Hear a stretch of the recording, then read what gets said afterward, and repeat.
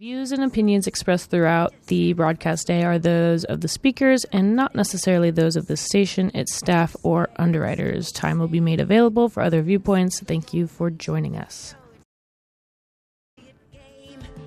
Honey, that's the war racket. That's the war racket. Thank you for joining us. This is Heroes and Patriots, a program about national security, intelligence, and foreign policy. Today is Thursday, August 7th, 2025. We are coming to you live from the studios of KMUD in Northern California. As CC, our engineer, said, I'm Mary Massey, joined by co-host John Sakowitz. Good morning, John. Good morning, Mary. Good morning to our audience listening to the broadcast live here in the broadcast area of Northern California, and to our audience listening throughout the country on the web stream. On that note, I want to share with our audience the fact that during the show, we have a top guest on nuclear disarmament as we mark the 80th anniversary of Hiroshima and Nagasaki. And we are tied into live a couple of the congressional offices, a couple of the key committees in Washington, congressional committees, and also to some members of the military and the intelligence agencies who obviously cannot speak to us live on the air because they're currently employed, but who can email me questions. So we'll be getting some questions from Washington to our guest, who we're very honored to have. He really is one of the key spokesmen for nuclear disarmament in the world today. And throughout the program, we invite you also to call in as listeners. Please be on topic, 707-923-3911. CC will be routing your calls and add you into the conversation. For the past 41 years, the Hiroshima-Nagasaki Peace Committee of the National Capital Area has been organizing for the abolition of nuclear weapons and power and in support of nuclear victims. They believe that if the world is to avoid repeating the horrors of Hiroshima and Nagasaki, we must all strive to keep alive the memory of the bombings. The atomic bombings serve as a warning to humanity of the genocidal nature of nuclear weapons and the pressing need for the abolishment. The committee links their work for nuclear disarmament with their opposition to militarism, oppression, social injustice, and environmental degradation. The U.S. government dropped atomic bombs 80 years ago this week on Hiroshima, August 6th, and Nagasaki, August 9th. Our guest today is John Steinbach. Mr. Steinbach is the co-founder of the Hiroshima-Nagasaki Peace Committee of the National Capital Area. He said the 80th anniversary of the atomic bombings is around the corner, and the world is again facing multiple simultaneous global crises, any one of which would result in nuclear war. The Committee of the National Capital Area is planning several commemorative activities calling for the abolishment of nuclear weapons. Mr. Steinbach, we welcome you to the program, and we want to definitely hear about more of what's going on in D.C. and perhaps throughout the country. Welcome.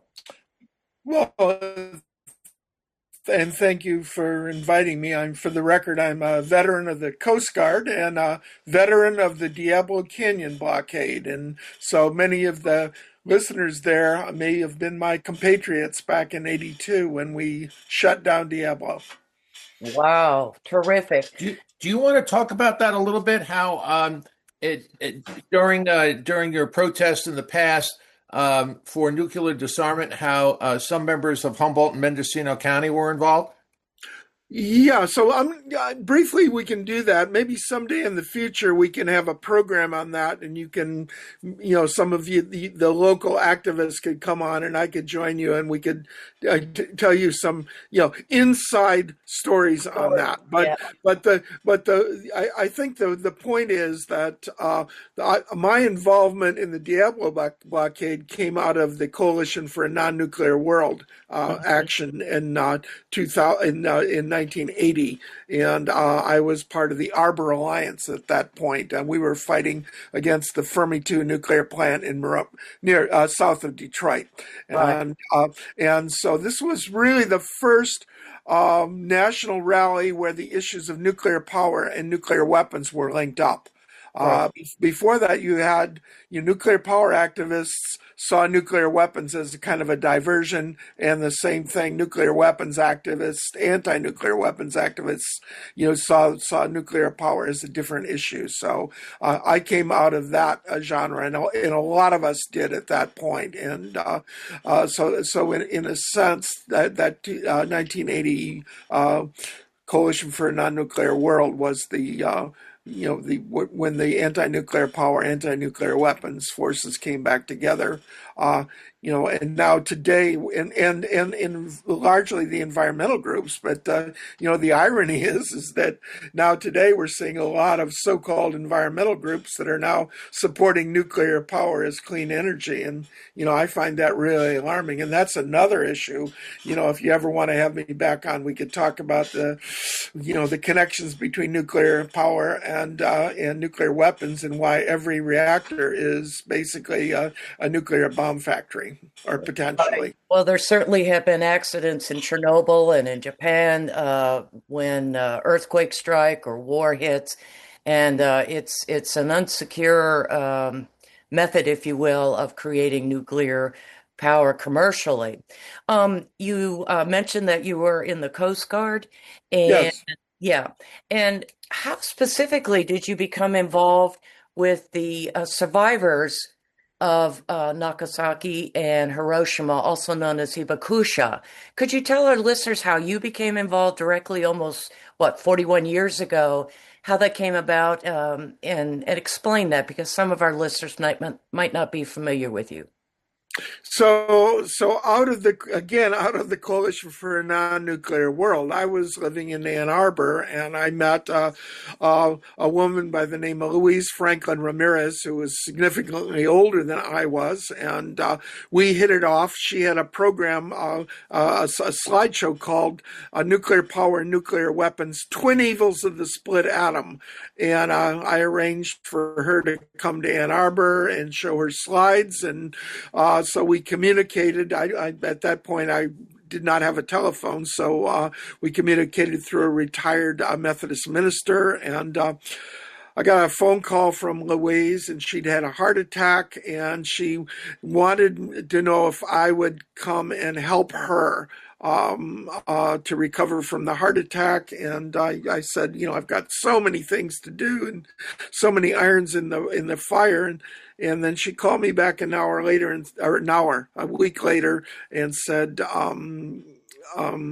I need you. So at that point, I may have got a lot of interesting stories. I got all my stuff together, put all my things in a backpack. It was the second anniversary of 3 Mile Island. I got on the bus from Ann Arbor to 3 Mile Island, listened to Barry Commoner and Jesse Jackson and Dennis Kucinich and Helen Caldecott. And then I got on the bus from Harrisburg to Washington, D.C., and moved in with Louise. And Louise was heavily involved in the anti-nuclear weapons movement, and she and Arjun Makajani and 2 or 3 others and myself decided that there needed to be an organization that organized around remembering the anniversary of Hiroshima and also supporting radiation survivors. So Right. that we had our first national Hiroshima Nagasaki commemoration in 1981.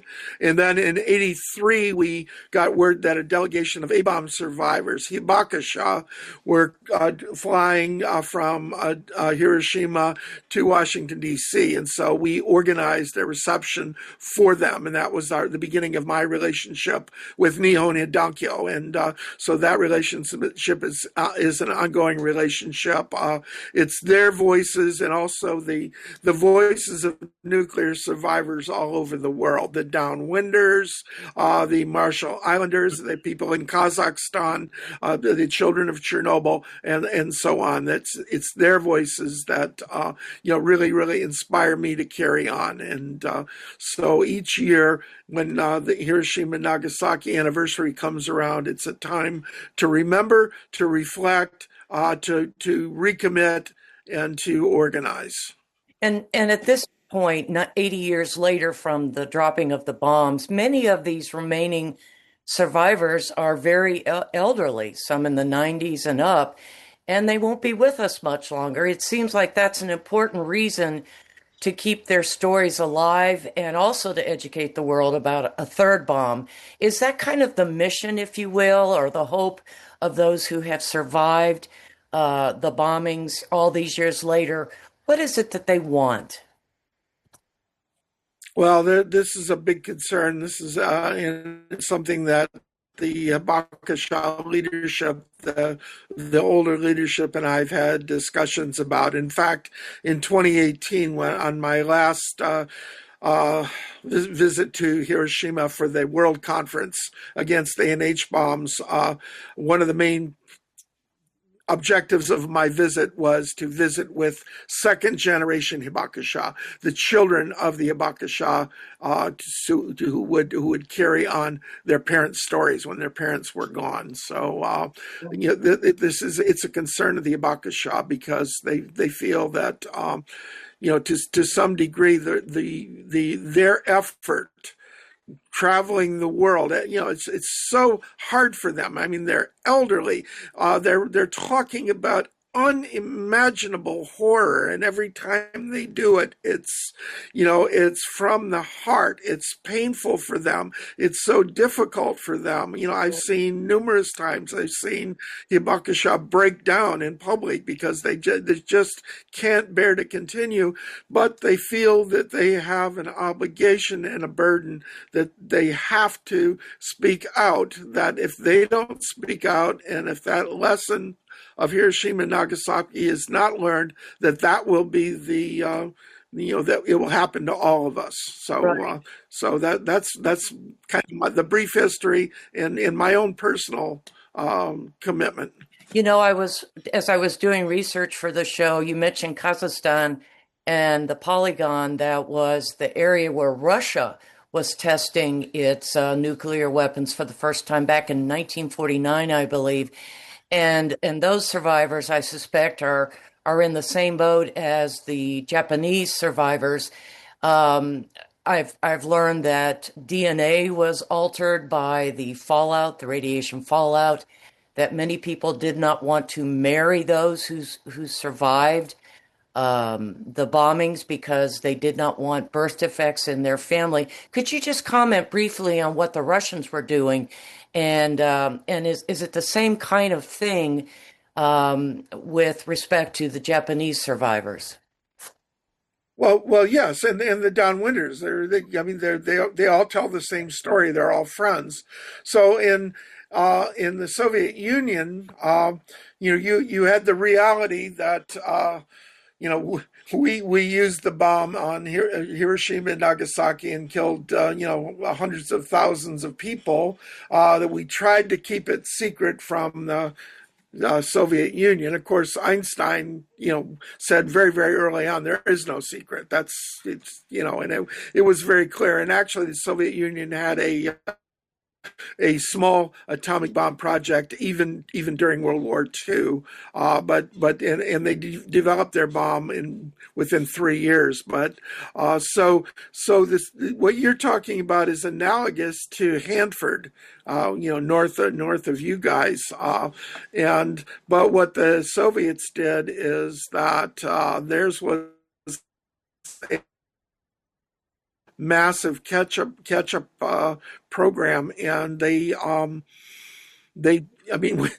what we did in Hanford was a horrible environmental crime. What they did in Kazakhstan was worse, and it resulted in an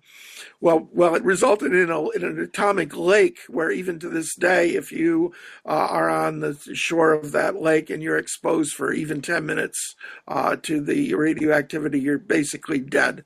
And then there's another book called Nuclear Disaster in the Urals. I have it. I don't know if it's still available. Let me repeat this because this is a very important book. Nuclear Disasters in the Urals by Zoris Medvedev and his brother. Zoris and Roy Medvedev, I believe. Mm-hmm. and they talk about how and they talked about basically that the Soviets dumped radioactive waste containing plutonium, and that there was a critical reaction that took place in the pits that they had built, and so it was kind of a natural reactor was formed. And that also, by the way, incidentally, came very, very, very close to happening at Hanford as well. So that it's, the story is the same. And what if the Soviets were more less careful. I hate to say this because there was never anything careful. What we did in terms of actually trying to mitigate stuff, we more than made up for in the terms of the magnitude of the program, and the suffering of the downwinders and the suffering of the uranium miners. It's just an awful history. If people want to read about that broader history, there's several books out there, but I think a good one to go to is Nuclear Wastelands. Nuclear Wastelands, and the lead author was Arjun Makhijani. And Arjun's still alive and well, and my friend, and he's a co-founder of our committee. So. Oh, wow. Okay. John? Yeah, John, we have about 20 questions that are already in the queue from people in Washington, either active duty military or congressional staffers, or active duty people in the intelligence community who obviously can't speak on the record because they're active duty and they're prohibited from speaking on the record. But all right. One question here is coming from a young man I know. He's my son's age. His family lives literally 3 houses away. He was a launch officer at Warren Air Force Base and later became an instructor at Vandenberg Air Force Base, training other launch officers. He's now been reassigned. So this is coming very close to home. And his question is, and again, the credibility of these people asking these questions is just unshakable. These are people that are deep into this issue of nuclear disarmament and the fact that we have never, on the doomsday clock, we have never been closer to midnight.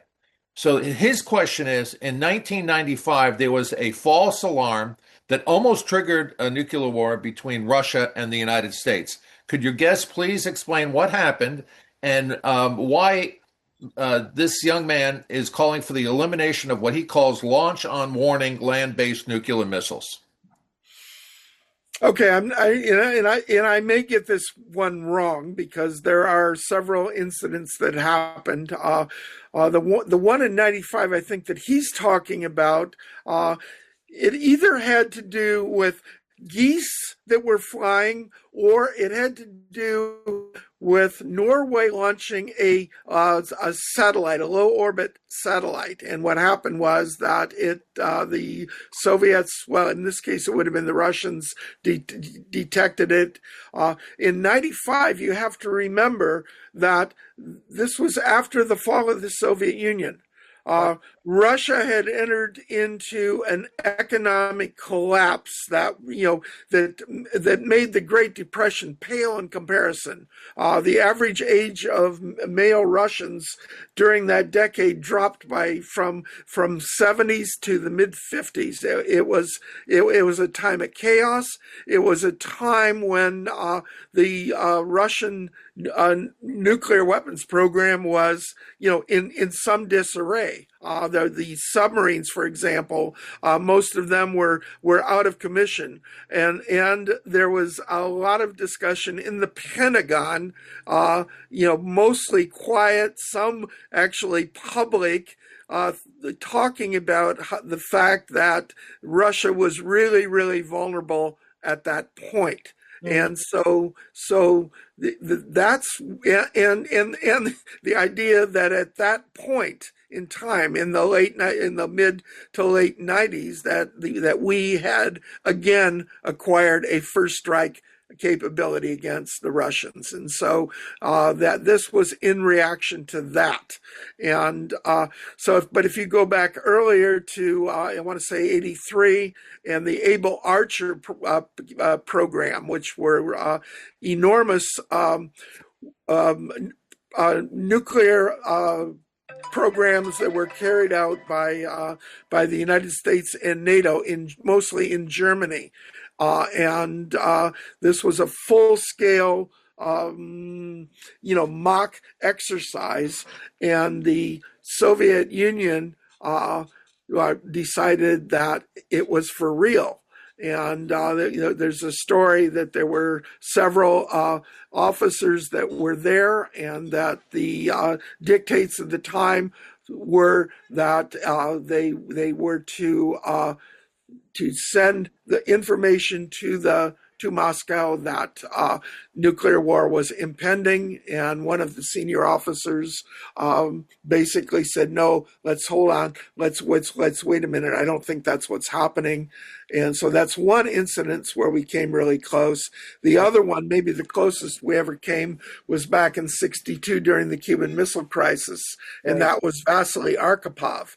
And he was the fleet commander of the submarines that were off the coast of Cuba, and he was on one of the submarines. And the Navy, our Navy, decided that we detected them, and we started using the depth charges against that submarine. They thought they were under attack, and what they were supposed to do when they were under attack and not with radio communication, they were supposed to fire their missiles and their nuclear torpedoes. So Arkhipov was the fleet commander, but he was on the ship. So the captain and the first mate, both of them authorized the use of the nuclear torpedoes and missiles, and Vasily Arkhipov countermanded that order. So that was how close we came back then. So that's a tremendous question, and I've actually met several launch officers, and the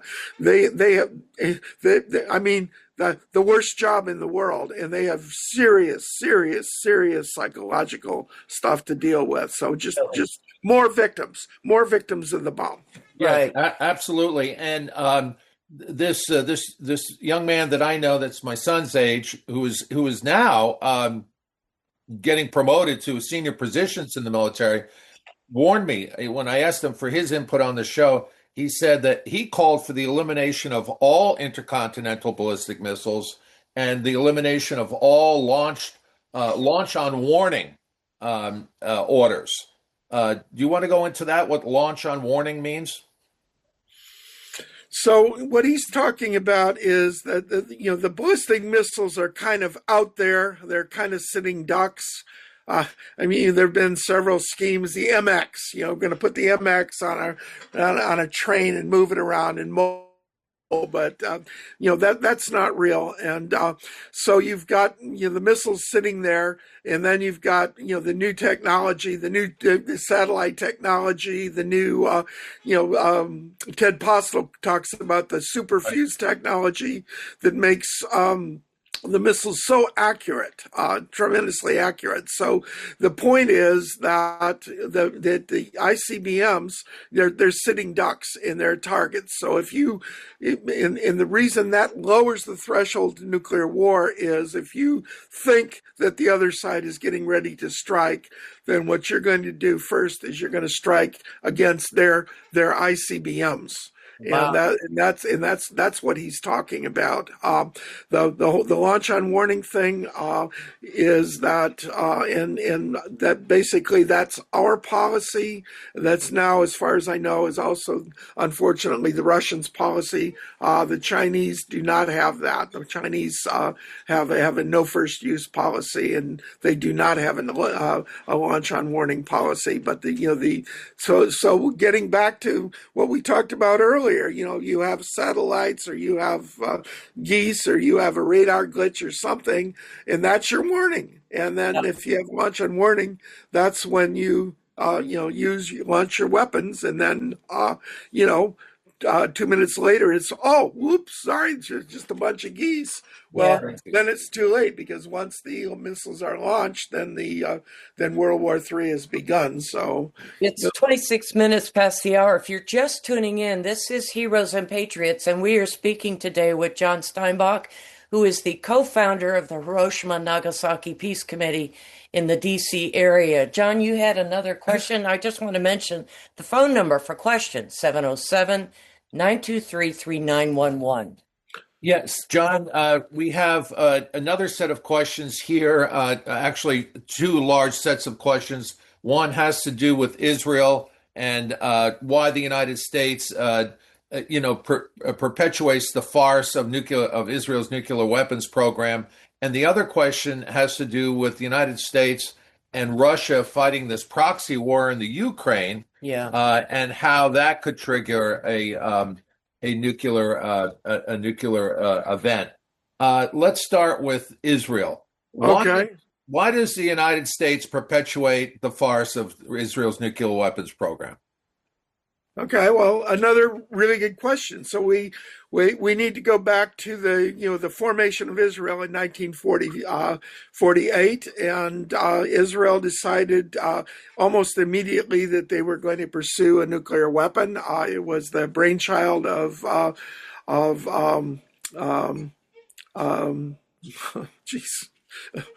Shimon Peres, and it was under the control of Ernest Bergman, and he was the kind of the Oppenheimer of the Israeli program, and they started to develop it.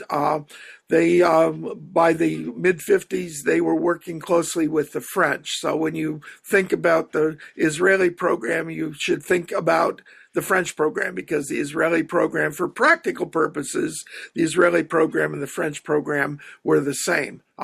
We supplied them with the 5 megawatt highly enriched uranium research reactor. That was the beginning of it. But the heart of the Israeli program was the Dimona reactor that the French built for them. That was a plutonium reactor. It was not hooked up to the grid. It had a reprocessing center in the basement. It had no purpose whatsoever, only to make nuclear weapons, which the French knew, the Israelis knew, and it was top secret. I mean, back then, you actually had competent national leaders like de Gaulle, for example. So the United States didn't know what was going on. There were serious suspicions. Eisenhower was very uncomfortable about this, and he had his people working on it. They didn't come up with definitive conclusions. So Eisenhower and Kennedy put their heads together, and Kennedy, even more than Eisenhower, was concerned about the Israeli nuke and was adamantly opposed to it. And so what Kennedy did is he demanded that Israel permit U.S. inspectors to go to Dimona. And all this time, Israel's saying, well, it's a manganese factory. It's a textile plant. It's just a laboratory. Yeah. But, well, when one of the Israeli Mirage fighters got too close to it, they shot it down and they killed both pilots. When a Libyan airliner got too close to Dimona, the civilian airliner, they shot it down and killed 114 people. So the delegation was set. So what Israel had done when they were building the reactor, they had purchased illicitly a control panel from the United States, from a United States corporation, but they purchased 2 control panels. So what they did is they set up a dummy control panel. So when they took the U.S. scientists there, the scientists never saw the actual operating panel. They saw this mocked up that they spent tens of millions of dollars on that looked like an authentic thing in order to try to convince them that there was no weapons program. And so therefore, then at that point, they came back, gave their report, which, as I understand it, was ambiguous. And then of course, Kennedy was assassinated very, very shortly afterwards. LBJ came in. LBJ was much more pro-Israeli and much more willing to cast a blind eye. And then I think that maybe the key thing was Golda Meir and Nixon. Meir was visiting D.C. and Nixon, and basically Meir and Nixon made a deal, which is called strategic ambiguity, which was that the U.S. would not object to Israel's nuclear program as long as Israel didn't publicly acknowledge it. So let me just say one more thing, and we could do a whole program about this, but one of the principal uses of the Israeli weapon is for what Shimon Peres called non-conventional compellence. And the idea would be that the Israel would use the threat of the bomb to, primarily influence its Arab neighbors, to do things or not to do things, and especially that to influence the United States. And so Francis Perrin was the director of the French program. And in 1957, he said, this is pretty much a direct quote, he said, "We always thought that the Israeli nuclear program was directed primarily at the United States." Wow. And that is in order to get the United States to do what we want, because if you don't help us, then we're going to have to resort to the bomb. Right. So the clearest example of this was let me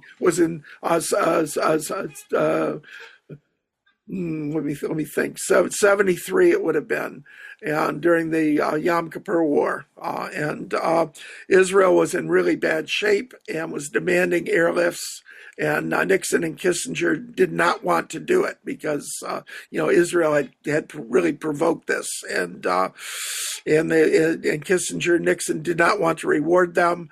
And Israel basically issued an ultimatum and said, if you don't initiate a massive airlift, then we're going to have to resort to more serious measures, which was the bomb. And at that point, they knew about the bomb, and so there was a massive, in fact, the largest massive airlift of military equipment probably in history. And that also precipitated a nuclear crisis because Soviet Union were close allies of Egypt particularly, but Syria and so on. And so the Soviet Union went on massive nuclear alert. So that's. Hopefully that answers some of the questions about Israel. I mean, we could spend 2 hours on it. Oh yeah, no, it's huge. I mean, even within Israel, Netanyahu is referred to as nuclear Netanyahu, and it, Israel has got, according to this source, and I'm reading his email right now, between 300 and 400 nuclear devices, and he doesn't call them missiles. He says Israel has perfected the science of miniaturizing nuclear devices. He says not all of them are missiles. He says Israel has actually been able to miniaturize a nuclear device that fits in a landmine. And even with their border with Syria and the Golan Heights, Israel has got a minefield of nuclear mines. Israel has got all these nuclear devices. They have this policy called the Samson option, which you may want to get into, and yet here they are, in all their duplicity, bombing who? Iran? Yeah. Because they fear that Iran is developing nukes of their own. How do they get away with this duplicity? And do you want to talk about the threat of these new tactical miniaturized nuclear devices that are not missiles at all, but really they can seed a minefield, in the Golan Heights? Well, we need to go back to Mordecai Vanunu. Vanunu was a young technician in Dimona, and he was a leftist. He was a Palestine sympathizer, and what he did is he took hundreds and hundreds of photographs, and he smuggled out hundreds of documents, and he turned them over to the London Sunday Times. And the London Sunday Times brought in Frank Barnaby and Ted Taylor to analyze this material. And Barnaby and Taylor were both veterans of the scientists and veterans of the U.S. bomb project, and the foremost experts in the world, and they studied them. And so this was a revelation. So before this, it was expected and understood that Israel maybe had a couple dozen, Hiroshima, Nagasaki type bombs, perhaps, or Hiroshima bombs, rudimentary technology. But what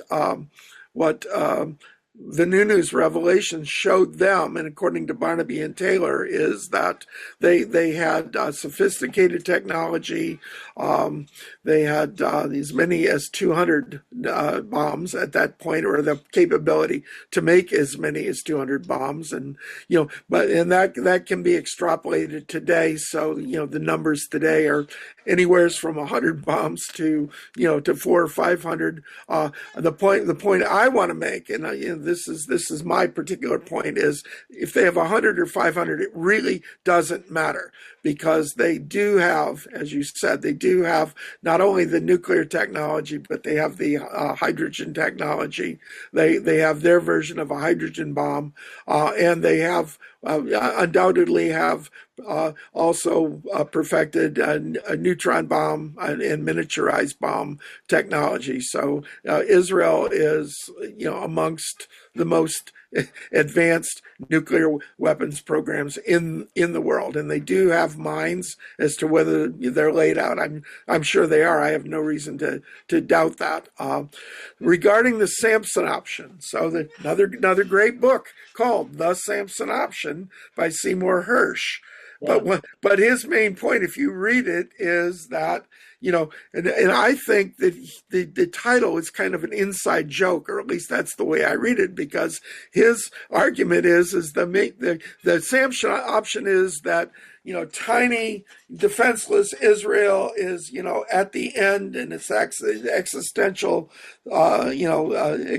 extermination. And so therefore we're going to use the bomb, and we're going to take everybody else down with us. And Seymour's point is that's really not what it's all about at all. That it is designed as a warfighting instrument, and it's designed in order to coerce other nations to do what it wants. And so it's a political tool, in the same sense that our nuclear weapon system is a political tool, and designed to be used, and has been used over and over and over again. Ellsberg in particular, but others, Michio Kaku as well, wrote a book about how many times, dozens and dozens of times, our country has threatened to use nuclear weapons, mostly against third world countries, in order to intimidate them and to get our way. So we always should remember that when we're looking at the nuclear program, they don't really, the war makers don't see it as anything more than a foreign policy instrument in order to bully our way when all else fails. John, we've had many guests on our show, including Daniel Ellsberg, call for a nuclear-free Middle East. sounds like a pipe dream. But is there any hope of getting from here to there?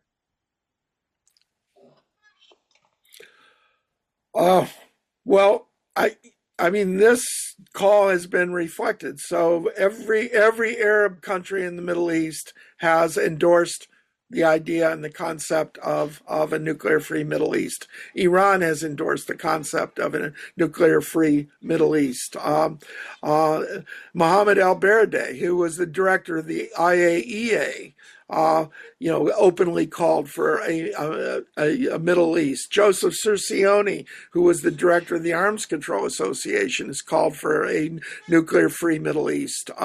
So virtually all statesmen in the world have called for a nuclear-free Middle East.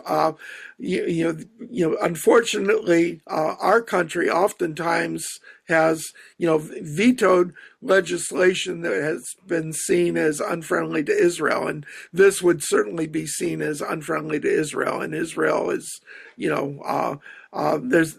a number of statements from Israeli officials to the point that anybody who thinks that Israel is going to join the Nuclear Non-Proliferation Treaty is basically daydreaming. That I've given in my paper. Right. We miss Daniel Ellsberg so much. I'll mention on a personal note that every email I ever got for him, starting from the first email, was signed "Love, Dan." Yep. Just a beautiful human being. Well, and Dan was a personal friend of mine. Dan presented my wife with the Lewis Mumford Anti-Nuclear Award, and we would be in an audience of 5,000 people at American University, and Dan had my wife stand up and gave her credit for being the person who got him arrested for the first time. The police were kind of abusing her and beating her up and dragging her away, and he got up and took her place. And just another anecdote. So we were having a program on Vasily Arkhipov Day, talking about how close we are to nuclear war. And I had, just as a courtesy, sent an email to Dan saying, we're doing this. And, we had other people on, Peter Koznick and a few other people on the program. And lo and behold, Dan shows up. So being the moderator of the program, I immediately reorganized it. So Dan, I had an opportunity to speak, and that was one of the last times that he spoke publicly, I understand. Yeah. Well, we dedicate this show to him and to your work as well. Moving on to Ukraine, so a whole other subset of questions here from people in the State Department and also in the military, talking about how the United States and Russia are playing a super dangerous game in the war over Ukraine, how it could easily trigger a nuclear holocaust, and they make specific reference to and speaking of leaked documents, Daniel Ellsberg, and his leaked documents, there was a leaked Pentagon document. It was marked top secret, called a NORFORN, NOFORN, and it had described how a pair of Russian Su-27 fighters scrambled over the Black Sea, to follow a British RC-135W that had entered its airspace. This was the first incident, and it was years ago, that almost triggered a nuclear war between the superpowers, but that these types of incidents continue over the Ukraine. Can you please elaborate? Well, and I don't know how much we want to get into this. I think briefly we need to go back to the fall of the Soviet Union. Yeltsin, beginning with Yeltsin, then with Putin, and then with Medvedev, and again with Putin, over and over again since the mid 1990s or early 1990s. The deal was made when the Soviet Union fell. It was very clear that the deal was that the Soviet Union would not object to the reunification of Germany, but that NATO would not move eastward. and not 1 inch was the words that were used. That James Baker negotiated that. There's a number of eyewitnesses out there that, were there in the room. Jack Matlock, other people were in the room when that was said. It's very clear. And then, of course, immediately, we started breaking it, and it was, moving further and further and further east, and Yeltsin, beginning with Yeltsin and then Putin, and then Yeltsin, I think maybe in 2007 in Munich, said it the strongest, and that is that, this is not acceptable, and particularly regarding Ukraine, and the idea that Ukraine would be in NATO or controlled by NATO is absolutely unacceptable, and we ignored that, and, starting, well, we could go all the way back to the end of World War II and supporting the Banderite, Nazi types, that were in Ukraine that had collaborated with the Nazis, but beginning, in the late 90s and 2000s, we were, spending, billions of dollars.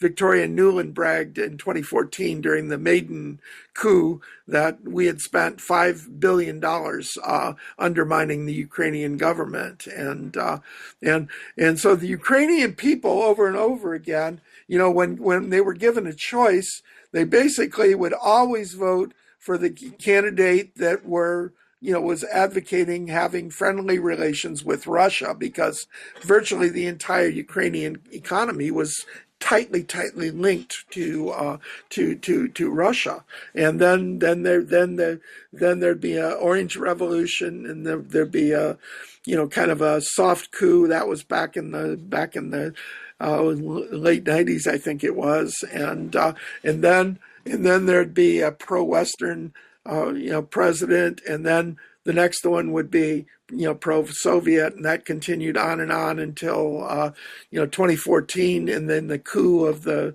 democratically elected government. I wanted Poroshenko, I think, and the reality was, and the deal is that Ukraine was tightly connected economically and technologically with Russia. And so the NATO was saying, well, we're going to give us all this good stuff, but the reality is that the Ukrainian economy was totally dependent pretty much on Russia technology, Russia cheap fuel, and so on and so forth.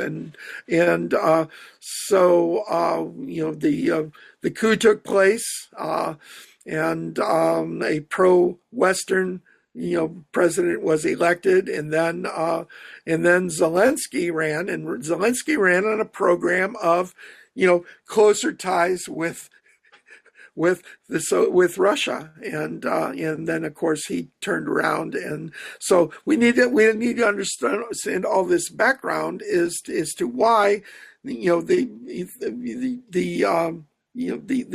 war broke out. I mean, there were lots of deals that were made.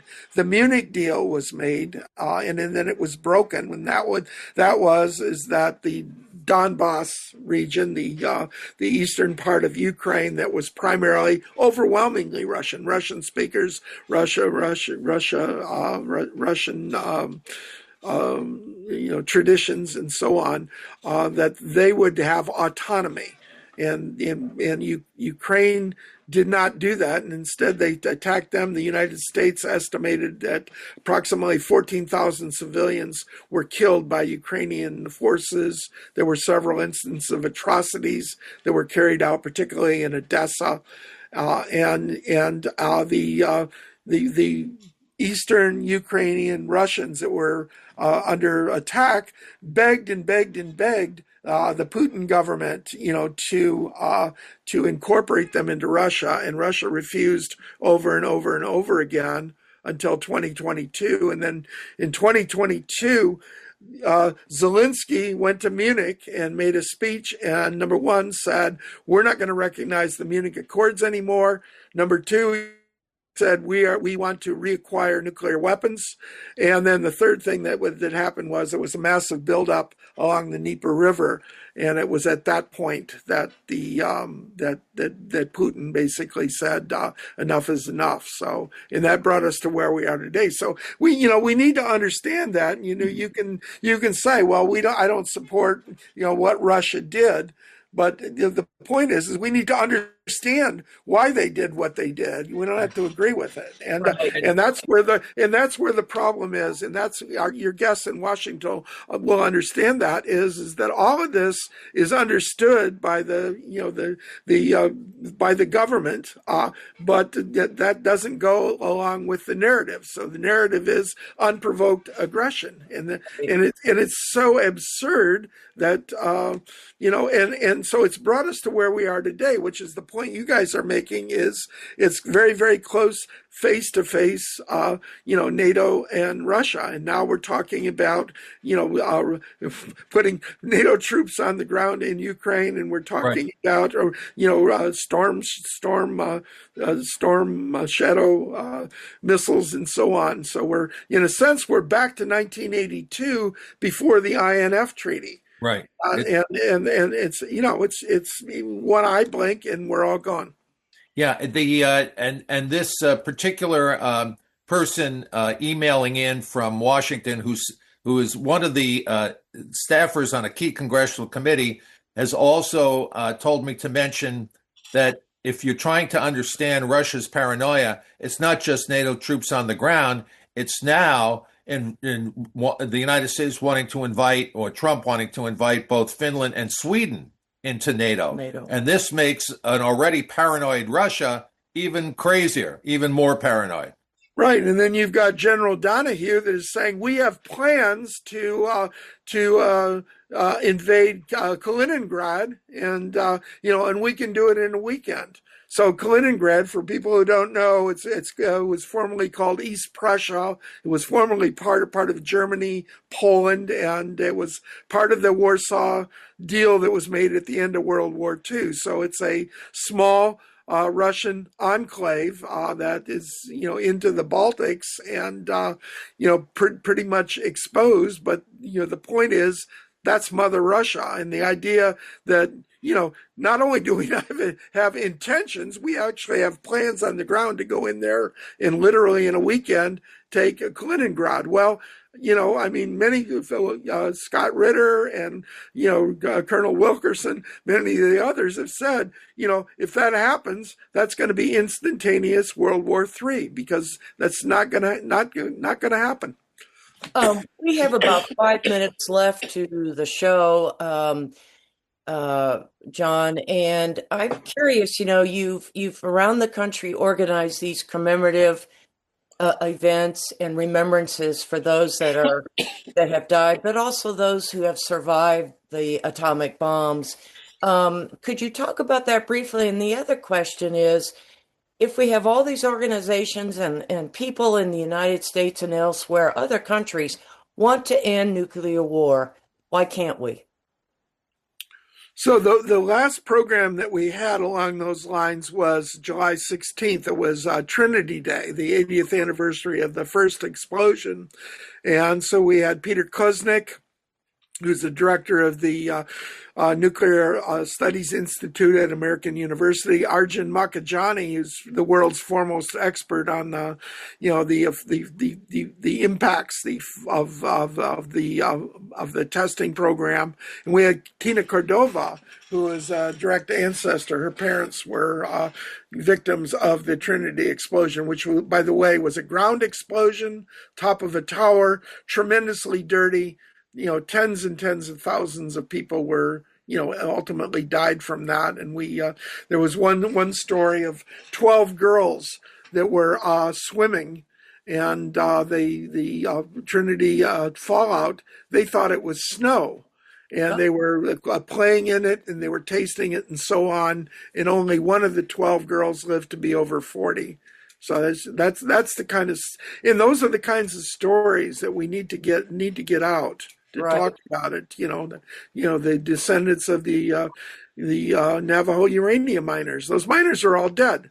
They have the lowest smoking rate of any group, or one of the lower ones of any group, and they had the highest rates of lung cancer. And the Mormons, the downwind Mormons as well, tremendous rates of lung cancer, but Mormons don't smoke, that kind of stuff. So, right. so that we've been doing that. We're going to continue to do that as much as we can. You're absolutely right. The public sentiment all over the world is overwhelmingly in favor of nuclear disarmament. And if you ask the question correctly here in the United States, the answer still is people want nuclear disarmament. On paper, we've gone to say 72,000 nuclear weapons in the late 70s, early 80s. Now we're down to 12,000 to 14,000, let's say.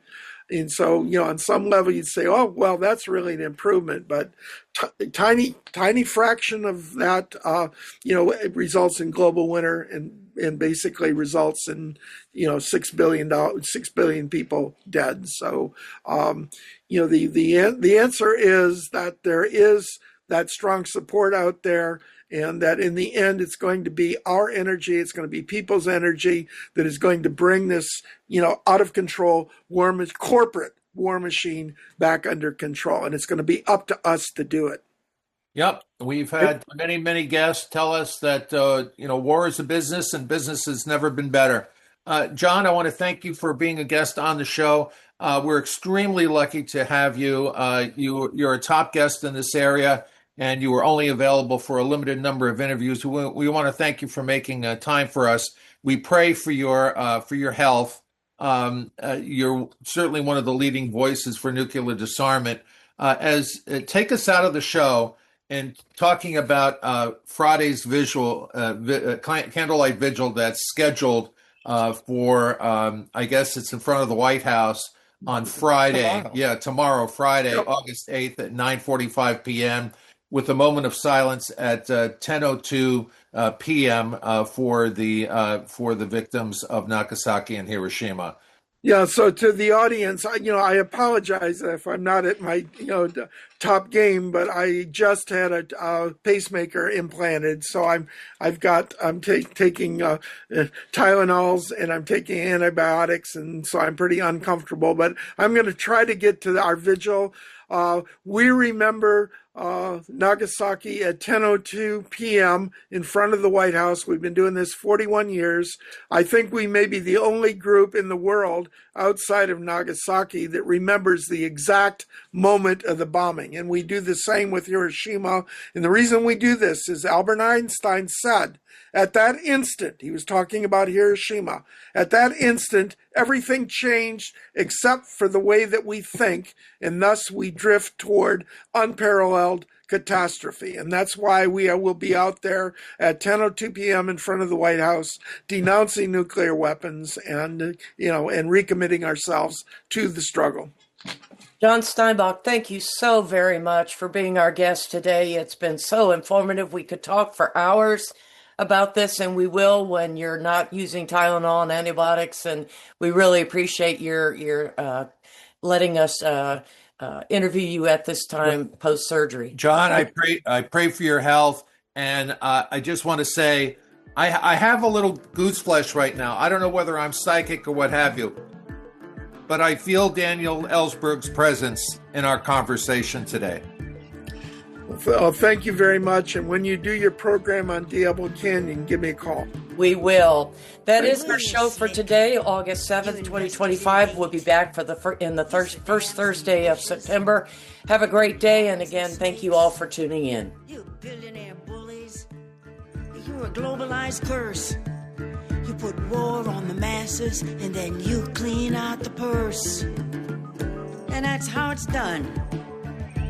War after war. You old feudal parasites, you just sacrifice the poor.